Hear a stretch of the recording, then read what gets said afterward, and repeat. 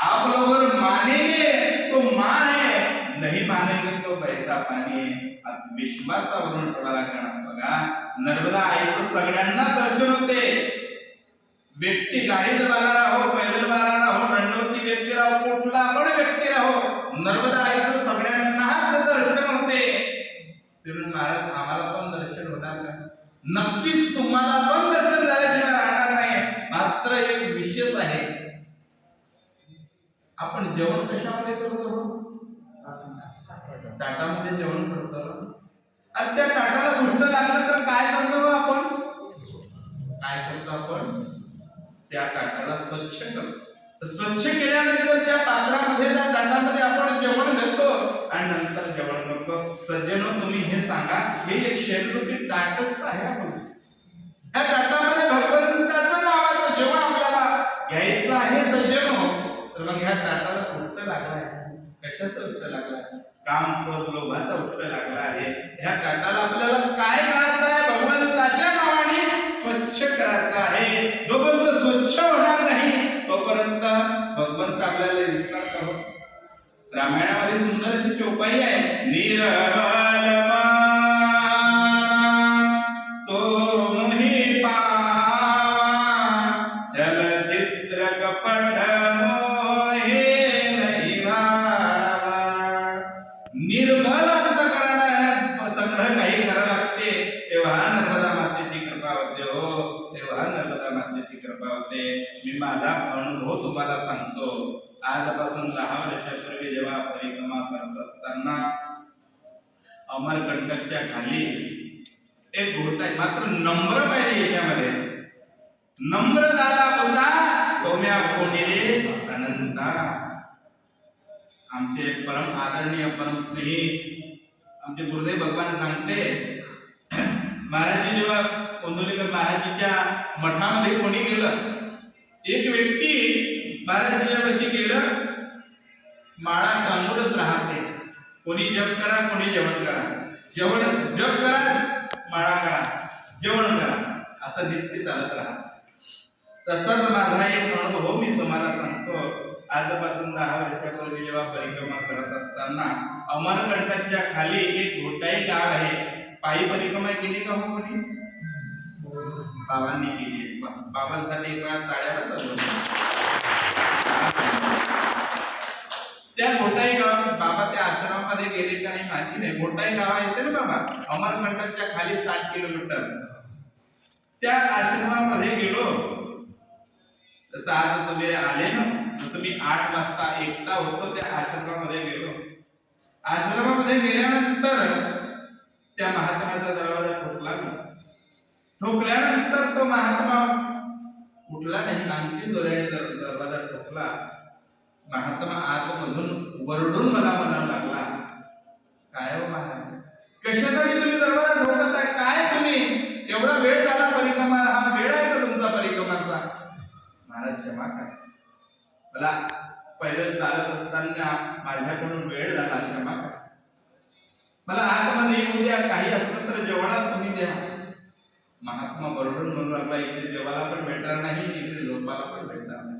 अहो महाराज, थंडी फार आहे, फार थंडी आहे. शिवलेला कपडा घालत नाही, तसं तेव्हा पण घालत नव्हतो. महाराज क्षमा करा, आतमध्ये येऊ द्या. हो फार तसा आग्रह केला महात्माचा. महात्माने एक पण सुनली ऐकली नाही. तो गांजा पिणेवाला महात्मा होता आणि बाहेर काढून कुठे जाणार?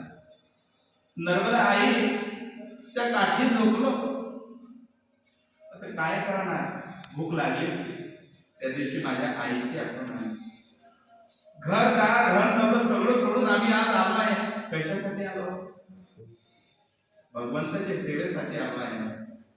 जाणून या घर बैसोलं अंगणी, तुका म्हणे एकांती सुख गोष्टी. आज आश्रमामध्ये काही व्यवस्था नव्हती. छोटीशी कुटिया होती. आमचे गुरु महाराज तिथे राहायचे. काहीच नव्हतं, छोटीशी कुटिया. आम्ही पण सुद्धा लॅट्रिन बाथरूमला बाहेर जातो. त्या परिस्थितीमधून हे आश्रम निर्माण झाला आहे. त्या परिस्थितीमधून आश्रम निर्माण झाला आहे. जेव्हा तो परिस्थितीचा वेळ आपल्या खरंच रडू येतो. आज भगवंताची कृपा, आज भगवंताचाच आशीर्वाद आहे. काय एवढं त्या दिवशी मी आईची आठवण आली. आज मी घरी असतो तर माझ्या आईने काही ना काही मला खाऊ घातलं असतं. मात्र आज मी जगाच्या आईपाशी आलो, मला आई खाऊ घालणार नाही का?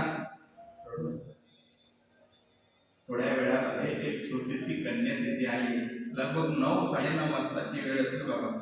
तिथे छोटीशी कन्या तिथे आली. ते म्हणू लागली, बाबा माझ्या वडिलांनी तुमच्यासाठी टिफिन आणला हो, तुम्ही जेवण करून घ्या, तुम्ही जेवण करून घ्या. म्हटलं नाही, मी एकटा होतो, मला भीती लागत होती. एवढी कन्या आली आपल्यापाशी, काय बाबा काय भीती लागत होती. आता ते कन्या म्हणून, बाबा माझ्या वडिलांनी तुमच्यासाठी टिफिन आणला, तुम्ही जेवण करून घ्या.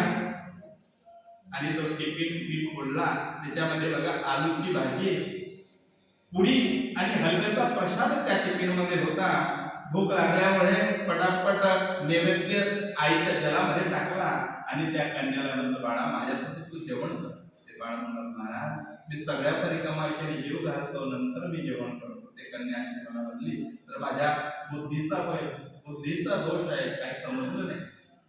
आणि ते कन्या जेवण नाही केलं माझ्यासोबत. आणि ते कन्या टिफिन वगैरे धुवून दिलं. माझ्यापाशी 10 रुपये होते. त्या कन्याला मी 10 रुपये दिले. बाबा पैशाची जरूरत नाही, मला माझ्यापाशी काही आहे, फक्त हे 10 रुपये घेऊन घे. ते कन्याला 10 रुपये दिले आणि ते कन्या जाऊ लागली. ते कन्या जाऊ लागली आणि मला म्हणली, बाबा सकाळी झाल्यानंतर माझ्या वडिलांचं दर्शन घ्यायला तुम्ही नक्की या. तुम्ही ते कन्या तिथून निघून गेली.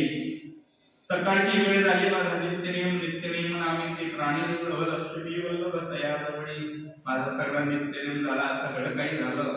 आणि मग स्मरण आलं की त्या कन्याने आपल्याला म्हणलं होतं का, बाबा माझ्या वडिलांचं तुम्ही दर्शन घ्यायला नक्की यायचं. थोडस वरती टेकड्यावर चढलो.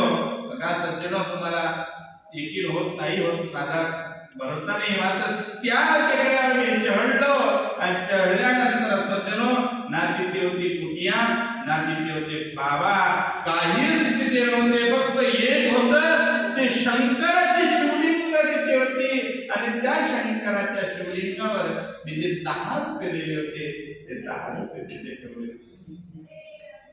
रडू आलं. हे रडलं आहे. एका तुच्छच्या दादासाठी तो भोजन घेऊन आली.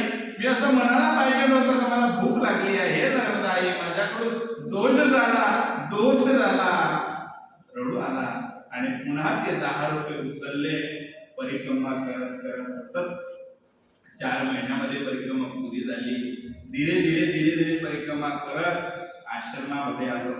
आमच्या गुरु महाराजापाशी आलो आणि गुरु महाराजापाशी येऊन ते 10 रुपये होते, ते 10 रुपये गुरुजींना दिले. आश्रमामध्ये आम्ही जेव्हा व्यवस्था नव्हती, चुलीवर स्वयंपाक बनवायला चाललो. कधी मला भोजन बनवता येत नव्हतं. संस्थेमध्ये माधुगिरी भेटत होती आणि इथे येऊन भिक्षा राहत होतं. इथे येऊन स्वयंपाक बनवता येत नव्हतं. कधी भाजी जळून जाते, कधी पोळी बनून जळून जाते. मात्र आमचे गुरु महाराज खात होते आणि भगवंत पण खात होते. कधी शिकायत गेली नाही. आता त्या 10 रुपयाच्या आशीर्वादाने आज बघा हे सगळं वैभव निर्माण झालं. भगवंताची कृपा नाही तर काय, वैभव निर्माण झालं. फक्त 8-10 वर्ष. आमचे जेव्हा बाबा आले शाळेत मंदिराचं काम चालू होतं. हे मंदिराचं काम चालू होतं. आज तुमच्या आशीर्वादाने, तुमच्या सहयोगाने बघा परिक्रमामध्ये सगळं काही आहे. बाबा आपण सगळं काही करतो. कोणासाठी करतो? आपल्या मुला बाळासाठी सगळं काही करतो. साधू कोणासाठी करतात हो? आता हे एवढं सगळं बनलं आहे, कोणासाठी आहे? माझ्या मुलाबाळासाठी का माझ्या परिवारासाठी? नाही सगळं, हे सगळं तुमच्या सगळ्यांसाठी आहे. आश्रमामध्ये भरपूर लोक येतात. थोडसे आपण परिक्रमामध्ये निघाला आहे. हात जोडून तुम्हाला तुमची जशी सेवा पाहिजे तशी मी करू शकत नाही, कारण की हे लॉज नाही. लॉज मध्ये साफसफाई तुम्हाला भेटणार, मात्र पवित्रता नाही भेटणार. साफसफाई सगळी राहणार, सुंदर लॅट्रिन बाथरूम राहणार, लॅट्रिन बाथरूम मध्ये साबण सगळं काही राहणार, अत्र पवित्रता आहे. सज्जनो, तुमच्या नतमस्तका तुमच्या पाया नतमस्तक होतं, मात्र हे सेवा जे आहे ना, हे आमच्या भगवंताने आम्हाला दिली आहे. त्या आई कसं घातलं, आम्ही लॅट्रिन बाथरूम भरपूर लोक येतात मुलाला घेऊन, मी स्वयं लॅट्रिन बाथरूम आता धुले. बघा, आम्ही आहे तर ठीक आहे, बघा दुसऱ्या आपल्याकडून दुसऱ्याला त्रास होऊ नको, आपल्याला बरंही झाला. बघा, आपण परिक्रमामध्ये आलो आहे, आपण पुण्य कमवासाठी आलो आहे, आपल्या हातून दोष नाही झाला पाहिजे. हे विशेष घ्या. बार आपण लॅट्रिन बाथरूम आपण सगळं काही पैसे खर्च करून आपण परिक्रमा करू शकता, सगळं काही मला माहिती आहे, सगळं काही तुमच्यापाशी आहे, मात्र अनुभव नाही आहे. भगवंताची कृपा ज्यावर होते तेव्हा सगळं काही भेटते. हो, महात्माचे दर्शन दुर्लभ आहे, भगवंताचं दर्शन दुर्लभ आहे. का आमचे दादा तुम्हाला सगळ्या ठिकाणी देऊ शकत होते, तर आश्रमामध्ये का आणलं? कारण की भगवंताचं दर्शन तुम्हाला हॉटेलामध्ये राहिले असते तर भगवंताचं दर्शन भेटलं असतं का? पवित्रता भेटली असती का? नाही. आज दादानी आणलं का बाबा महाराजांच्या आश्रमामध्ये आणलं, भगवंताचं दर्शन भेटन आणि पवित्रता राहणार. आश्रमामध्ये बघा, किती जरी वाचता व्यक्ती हो, रात्री हो दिवसा हो, किती जरी वाचता व्यक्ती हो, त्याला भोजन भेटते. विचार करत नाही की उद्या कसं काय होणार. परवाच्या दिवशी एक गोष्ट, तेल खतम झालं होतं भाजीसाठी, परिक्रमा अशी सतत चालते, तेलाचा डब्बा खतम झाला, आता काय करणार? मुलगा म्हणून लागला, महाराज बाबा तेल कसं काही करत नाही, आपण बघू थोडस उद्याची उद्या.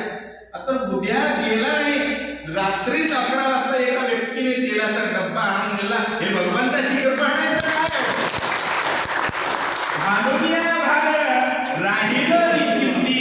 निरवली संती विठोबाची, भगवंतावर भार घातला, भगवंत सगळं काही करते.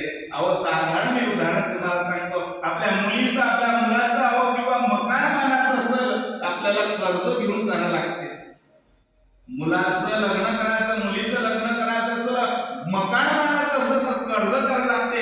आता एवढं मोठं मंदिर भगवंताने निर्माण केलं, 1 रुपयाचा कोणाचा कर्ज नाही आहे. सगळ्या व्यक्तींनी बघा, एक आमचे गुरु महाराजांचे विशेष भक्त आहे, अमेरिकामध्ये त्यांना लड्डू गोपाल दिली आहे. तो व्यक्ती आला, बाबा मंदिर बनाव, आपको देखा जाएगा. गुरुजी म्हणून लागले, मंदिर 1 रुपया आहे, मंदिर बनाव. त्या व्यक्ती, बाबा आप तो बना सब हो जाएगा. त्या व्यक्तीने 10 लाख रुपये दान दिले, मंदिराचं काम निर्माण झालं. भगवंताची कृपा आहे. भगवंताच्याच कृपेने आपण किती कमावतो, कोणासाठी कमावतो? आपल्या परिवारासाठी कमावतो. मात्र तोच परिवार वडील गेल्यानंतर पोरग 2 जागे जवळ दिसते. हो, पहिल्या दिसते तहसील मध्ये नेमके वडिलाचं नाव फोडा आणि माझं नाव चढवा. अहो, मी तुम्हाला एक निवेदन करतो, आपल्या पायाने जोपर्यंत चालणं होत आहे तोपर्यंत तीर्थयात्रा करा. डोळ्याने दिसत नाही तोपर्यंत भगवंताचं दर्शन करा. पायाने चालणं नाही होणार तर तुमचा पैसा कामी येणार नाही. क्षमा मागून सांगतो, परवाच्या दिवसची घटना, आपल्या महाराष्ट्रामध्ये सर्वजमीय अजितदादाबाशी पवार किती संपत्ती होती, अजीब संपत्ती होती, मात्र क्षमा मागून सांगतो, त्यांचा पैसा कामाला का काय कामाला, त्यांची बॉडी सुद्धा ओळखू शकलो नाही आपण. काय दुर्दैव काय आहे? अहो, आपला पैसा आपल्या कामी येत नाही. कोणासाठी कमावतो? सज्जनो,